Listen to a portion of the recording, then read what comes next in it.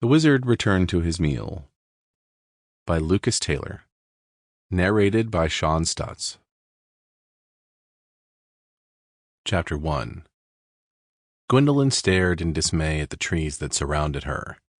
She had been on the run for 3 days now, and she was almost out of the food she had packed in the small bag, which was the only thing she had taken on hand when she decided to leave home. Her husband had always told her that if she tried to leave him, she would end up hungry and penniless. He said it with a smirk, knowing that she would never be able to survive without him, that no matter how terribly he treated her, she was dependent on him for a roof over her head and food in her belly. Knowing that, he'd been able to push the limit of what she would put up with. The worst part about it all was that he'd been right, too. She had objected in the beginning when his kindness fouled into rude demands.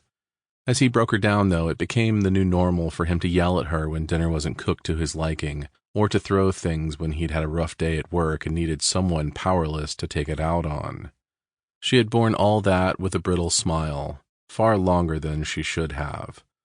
But the final straw was when she found him with the milkmaid. The poor girl had come by to deliver their milk for the week, and Damien had followed her out. Gwendolyn hesitated only for a moment before following as well. She had little more than a sick feeling in her gut to go on, but it was enough to compel her to leave the house. She touched the bruise on her cheek, part of the punishment she received for spoiling his fun. Whatever happened now, whether she was able to find her way out of the forest or not, it was better than continuing the life she'd had. Every step away from the house felt like a reclamation of her dignity, and if she died now, at least she died free.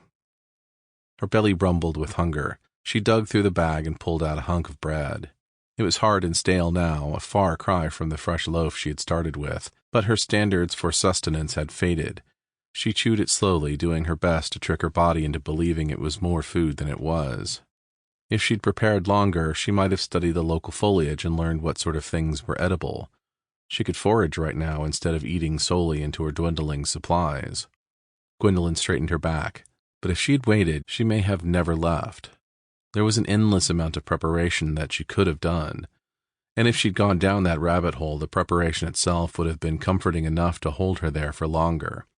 She was here, and she would do everything in her power to stay alive. She just had to keep moving, and she was bound to find something, a town, a traveler, or something.